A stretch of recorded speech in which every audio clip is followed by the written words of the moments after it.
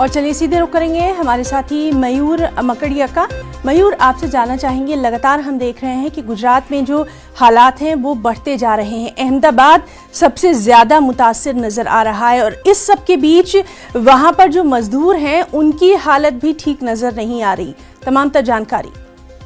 जी बिल्कुल, जिस तरह से अगर गुजरात की बात की जाए तो अभी तक पॉजिटिव केसेस की बात की जाए तो 3774 जो पेशेंट है वो पॉजिटिव आए हैं और उसमें सबसे ज्यादा अहमदाबाद के में पॉजिटिव आए हैं। वहाँ 2543 पर्सन है वो पॉजिटिव पाए गए हैं और अगर मौत की बात की जाए तो 181 लोग है वो डेथ हुए हैं,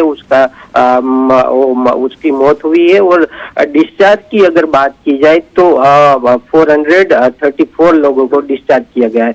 यानी जिस तरह से आंकड़ा बढ़ रहा है, पूरी तरह से प्रशासन, खास करके अगर अहमदाबाद, सूरत और बड़ौदा की बात की जाए तो वहाँ सबसे ज्यादा जो पेशेंट है वो है। और गुजरात के 80% जो केसेस है वो ये इस 3 शहरों में से आते हैं।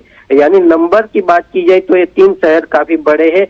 खास करके जो डबलिंग रेट अहमदाबाद का था वो अब घट रहा है। यानी पहले जो 4 दिन का डबलिंग रेट था अब वो 8 दिन का हो गया है। वो प्रशासन के लिए काफी अच्छी बात है। लॉकडाउन अब खुलने ही वाला है, कुछ ही दिन बाकी रहे हैं। तब जब सेंट्रल गवर्नमेंट की टीम भी यहाँ आई थी, उन्होंने पीएमओ में रिपोर्ट भी दे दी है अपनी। और ऐसा लग रहा है कि मयूर मजदूरों की हालत के बारे में भी जानना चाहेंगे, उनकी क्या कुछ वहां पर हालत है, क्योंकि लगातार हम देख रहे हैं कि जो वहां पर दूसरे स्टेट्स के मजदूर हैं वो परेशान दिख रहे हैं।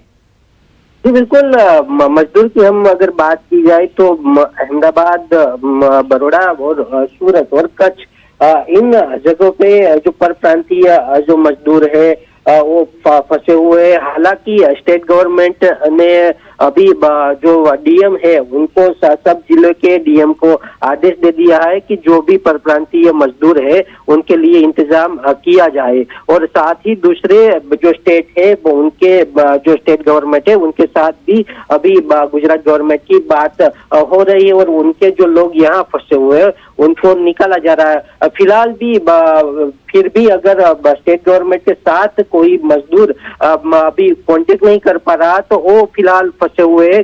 कई जगह ऐसी है, सूरत में कई जगह ऐसी है, अहमदाबाद में कई जगह ऐसी है और कच्छ में भी ऐसी जगह है कि वहाँ अभी तक जो मजदूर परप्रांतीय है वो फंसे हुए हैं। जी मयूर, तो बहुत बहुत शुक्रिया अदा करना चाहेंगे आपका तमाम तर जानकारी के लिए। और गुजरात में आज क्या कुछ आंकड़े रहेंगे उस पर भी लगातार हमारी नजर रहेगी। फिलहाल रुकना चाहेंगे एक ब्रेक के लिए।